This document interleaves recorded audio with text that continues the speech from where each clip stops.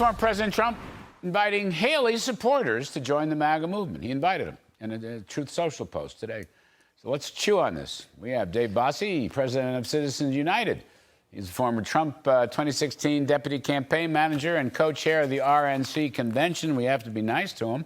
And we have Washington Times opinion editor, Fox News contributor Charlie Hurt. And we have Katie Pavlich, townhall.com editor and Fox News contributor. They lost your Fox News contributor, but I put it back in. It's like, but how does Dave Bossie get the longest title? Can you believe it? He has all these titles. It's really cool. Because he won an election. It's because he won the election, and he's running the convention, so we're all sucking up to him. Trying to get good seats, unlike where the Vermont Republicans are going to be. They're going to need a Hubble telescope to see the stage. That's very good. So, Bossie, I'll just sort of skim read this thing. This is Trump on Nikki Haley today, Truth Social.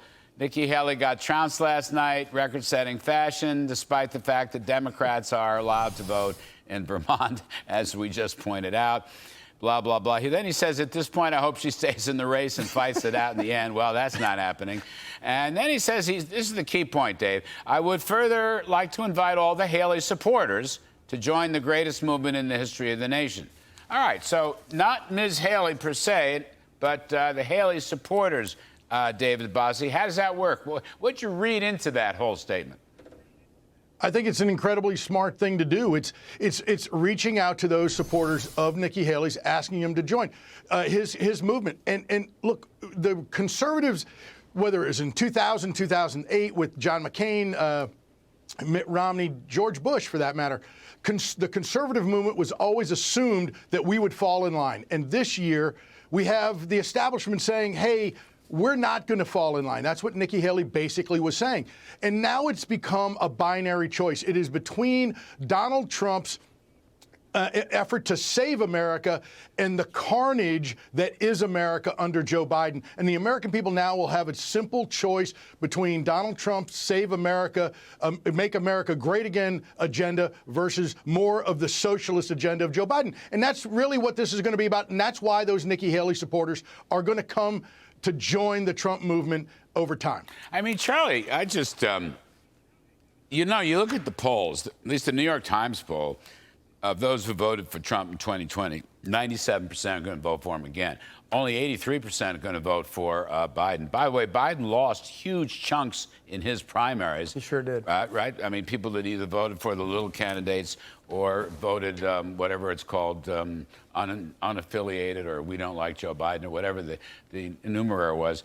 The point is, this unity stuff, I keep hearing from certain former campaign managers of certain Republican presidents, I don't want to name names, but you know what I'm talking about, that we can't unify the party. What do you make of these arguments? Oh, I think I think that the media has spent so much time focusing on the divisions in the Republican Party, and they completely ignore real profound divisions in the Democrat Party.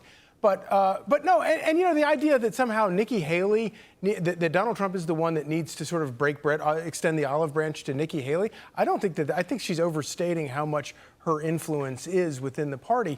The fact that there are these people who don't like Donald Trump in the party and in politics, no duh. That's been the truth from the beginning, which is the key to his popularity. It's why everybody outside of Washington, outside of politics, loves the guy. And so I think that, and of course, half of them are Democrats anyway, Democrat voters who are playing in these other. But another thing, I get why people don't like Trump because he says things, but you got to admit, the guy is so funny. When he talks about Nikki Haley in record-setting fashion, losing, as if she set out to set these new records of losing, which, by the way, she did. She broke a lot of records for losing. It was extraordinary. I don't know if she meant to or not, but she's going to go into the history books for some of these losses. Yeah, I guess she will. Katie Pavlich, it's not your father's or grandfather's Republican Party. It isn't the Republican. I worked for Ronald Reagan. That was 40 years ago. Reagan started this stuff, but it's different. This is a populist party. This is a party going at, this is a party going after blacks, Hispanics. I was reading, quoting from Jason Riley's article in the Wall Street Journal today about how Trump is piling up Hispanic numbers and black American numbers. And the basic point is they want pay increases, not pay cuts. And Biden has delivered them pay cuts. So the issue of unity, I think, misses the point. Trump is going to build a bigger coalition. I mean, that's unity, and it's based on success. Well, look, every election is going to be a tight election, especially in places like Michigan and Wisconsin. So getting and gobbling up as many votes as you possibly can is obviously a good thing. But you're right, Larry. You know, Donald Trump has treated this primary like the general election from the beginning. And I thought the meeting that he had with the Teamsters a couple of weeks ago was really interesting in Washington, D.C. In Michigan, he has an opportunity to peel off a lot of these voters who are very upset with Joe Biden's electric vehicle mandates, which are going to put a lot of people out of work, not to mention making their lives more expensive. And then, they talk a lot about the unity of the Republican Party, but you mentioned, and Charlie mentions, the dysfunction of the Democratic Party. It's been completely underreported how many people have voted uncommitted against Joe Biden. 100,000 people in Michigan, 20,000 people in North Carolina.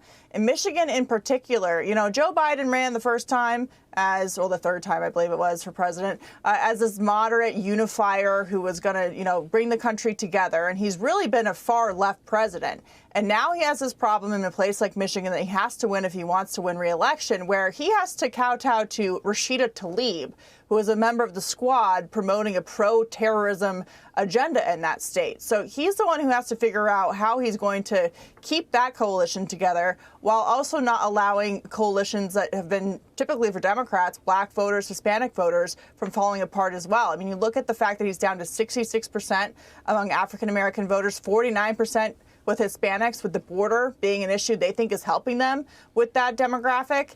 And, they don't have a lot of places to go in terms of the timing here before the election. All right. Well, we're having so much fun. I want this panel to hold over because I got a couple other things I want to hash through. And we all have to be nice to David Bossie because he's running the convention. But we save tight, please. Go get a cup of coffee.